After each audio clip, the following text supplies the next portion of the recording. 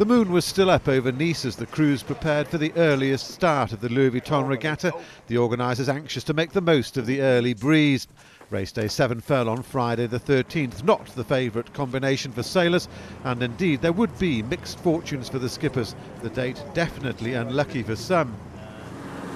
Amongst them would be Artemis skipper Terry Hutchinson. Although his race against BMW Oracle Racing certainly began well, the Swedish boat off to a flying start, while Gavin Brady found himself having to squeeze the American yacht around the committee boat. His comparatively slow getaway handing the start to Artemis.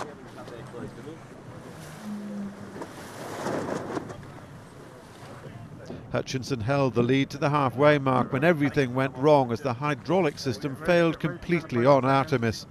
Unable to trim the sails, the sailors struggled frantically to keep the boat going, the foredeck crew lashing the jib to the forestay to prevent it blowing away. Seeing the opposition wounded, Brady pounced, and by Mark III, BMW Oracle Racing was ahead. Crippled by gear failure with hydraulic oil all over the boat, Artemis could only play follow the leader. Brady's win knocking the Swedes out of the top 4.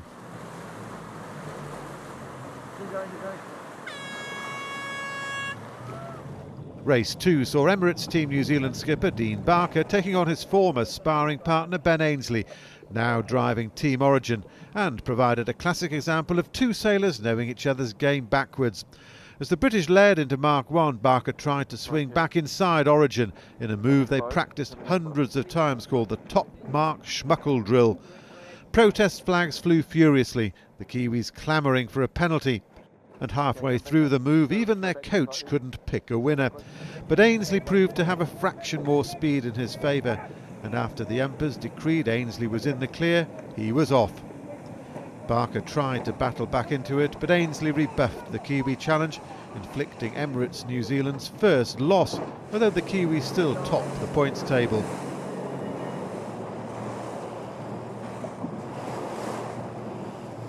The fight for second place was quite a scrap between the British and the Italians on Azzurra. Up the first beat, Francesco Bruni gave Azzurra the edge, and as they approached the first cross, the Italians were in control until a badly timed slam dunk. Out came the protest flags again, with the Italians incurring a red flag penalty, which they had to take straight away. Now, with a handy lead, Ainsley headed off down the left-hand side. On Azzurra, though, way up the mast, Francesco Bruni's brother Gabrielli had seen breeze out right, and the Italians hooked into it. As Ainsley continued left, the boat split right across the course.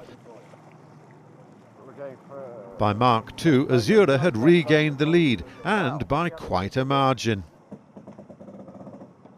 Origin chased but couldn't catch Azzurra. Italian joy at a famous win, very visible after they slid across the line to go second on the table.